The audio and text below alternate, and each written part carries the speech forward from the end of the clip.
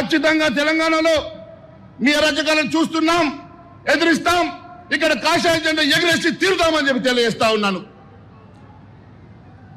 ఈరోజు కేంద్రం అనేక లక్షల కోట్ల రూపాయలు నిధులు ఇస్తా ఉంటే కేంద్రం ఏమిచ్చిందని చెప్తా ఉన్నారు. ఇప్పటి వరకు 12 లక్షల కోట్ల రూపాయలు ఇచ్చి ఈ రాష్ట్రాన్ని ఆదుకోవడమే కాదు, ఈరోజు నరేంద్ర మోడీ గారు కూడా ఈ రాష్ట్రానికి 9,400 కోట్లతో వచ్చారు.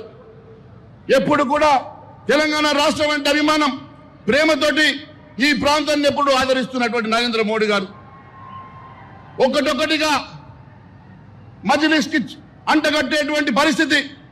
ఈరోజు జిహెచ్ఎంసీని 3 ముక్కలు చేస్తున్నారు. జిహెచ్ఎంసీ అంటే గ్రేటర్ హైదరాబాద్ మున్సిపల్ కార్పొరేషన్ ని గ్రేటర్ హైదరాబాద్ మజ్లిస్ కి కాంగ్రెస్ కి పంచుకునే విధంగా ముక్కలాట చేసి 3 ముక్కలు చేస్తా ఉన్నారు. నేను చెప్తా ఉన్నాను, మొన్నటికి మొన్న రిజర్వేషన్లు వ్యతిరేకించి ఎస్సీ ఎస్టీ బీసీలను అన్యాయం చేశారు. మొన్నటికి మొన్న రిజర్వేషన్లను అడ్డుకొని ఎస్సీ ఎస్టీలకు పెరిగేటువంటి సీట్లను అడ్డుకున్నటువంటి మహిళా రిజర్వేషన్ అడ్డుకున్నటువంటి దుర్మార్గులు ఈ ఇండియా కూటమి అని చెప్పి నేను తెలియజేస్తా ఉన్నాను. మిత్రులారా, మొన్నటికి మొన్న సర్ ద్వారా ఈ దేశంలో 5 కోట్ల ఓట్లను సరిచేస్తే అది కూడా వారికి మరి నచ్చడం లేదు. ఈ రాష్ట్రంలో ఎన్సీఆర్బీ చెప్పినటువంటి క్రైమ్ విషయం చెప్తాను. సైబర్ నేరాల్లో ఈ రాష్ట్రం నంబర్ 1 ఉన్నది. ఈరోజు ఈ రాష్ట్రంలో మహిళలకు రక్షణ లేదు. 2024 ప్రకారం 25,000 మంది మహిళల మీద అత్యాచారాలు జరిగినట్టు పోలీసు రికార్డులు చెప్తా ఉన్నాయి.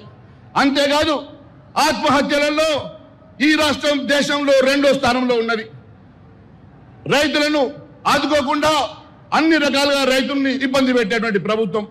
జొన్నల కొనుగోలు కేంద్రాలు లేవు, ఈరోజు శనగలకు లేవు, సన్ఫ్లవర్కి లేదు, మొక్కజొన్నలు మరి ఇప్పటికీ వడ్ల కోసం కూడా సంచులు లేవు, ట్రాన్స్పోర్ట్ లేదు, అన్ని రకాలుగా ఇబ్బంది పెడుతున్నటువంటి ప్రభుత్వం, రైతులను పూర్తిగా నాశనం చేస్తున్నటువంటి ప్రభుత్వానికి ఖచ్చితంగా బుద్ధి చెప్తామని తెలియజేస్తా ఉన్నాను.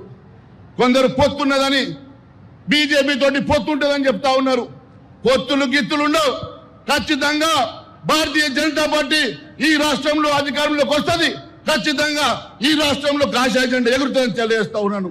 చివరిగా మిత్రులారా, కుటుంబ పాలన దేశంలో అంతరించిపోతున్నది. కాషాయ సూర్యుడు ఉదయిస్తా ఉన్నాడు. బ్రహ్మపుత్ర నుంచి బంగాళాఖాతం వరకు కాషాయ తుఫాన్ వస్తుంది. అశ్వమేధ యాగం మొదలైంది. నా కార్యకర్తలకు ఒకటే పిలిపిస్తున్నా, నిద్రపోకండి, మేల్కోండి, గడప గడపకు వెళ్ళండి, బెంగాల్ అస్సాం రికార్డులను తిరగరాద్దాం. మీ వెంట మేమున్నాం, ఖచ్చితంగా మిమ్మల్ని ఆదుకుంటాం. అబ్కి బార్ మోడీ సర్కార్, అబ్కి బార్ మోడీ సర్కార్, అబ్కి బార్. ఇప్పుడు बंगाल के बाद तेलंगाना में बीजेपी सरकार, तेलंगाना में बंगाल के बाद तेलंगाना में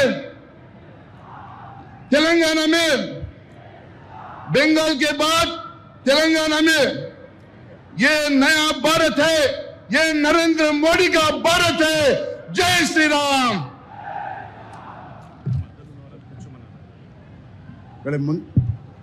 డాయస్ కు ముందున్నటువంటి ఎన్క్లోజర్లో అక్కడ ఉన్నటువంటి వాలంటీర్స్ను మరి పోలీసు వారికి కోరుతా ఉన్నాను, అలాగే అలో చేయవలసి కోరుతా ఉన్నాను.